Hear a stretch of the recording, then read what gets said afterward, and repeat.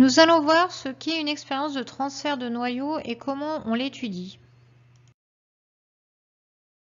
Prenons trois individus possédant trois variations d'un même caractère, la couleur.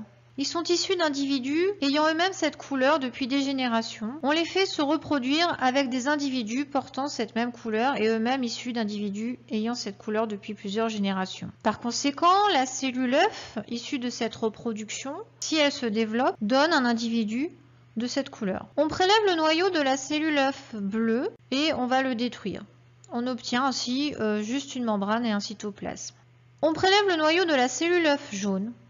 On recombine l'ensemble, on obtient ainsi une cellule chimère constituée d'une membrane, d'un cytoplasme et d'un noyau provenant de ces deux cellules œufs différentes. On implante cette cellule œuf chimère dans une mère porteuse. Après le temps de gestation, on observe à la naissance des individus verts, ce que l'on attendait puisque ce sont ceux issus de la reproduction des deux parents verts, et on obtient un individu jaune, résultat de notre expérience, issu de la cellule recombinée. Comment fait-on pour étudier une expérience de transfert? On va chercher ce qui est transféré, c'est-à-dire ce qui est passé d'un lieu à un autre. Ici, il s'agit du noyau.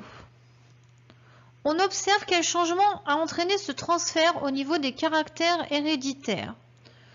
Ici, on a obtenu un individu de couleur jaune. Et le changement que l'on observe est dû à ce qui a été transféré. Donc, la couleur jaune est due au noyau issu de la cellule œuf jaune. On peut donc rédiger une phrase qui relie l'origine de la modification du caractère héréditaire avec ce qui a été transféré, ce qui donne par exemple l'individu obtenu possède le caractère couleur jaune. Ce caractère provient de la cellule œuf issue de la reproduction de deux individus jaunes dont on a prélevé le noyau pour fabriquer la cellule chimère à l'origine de l'individu obtenu.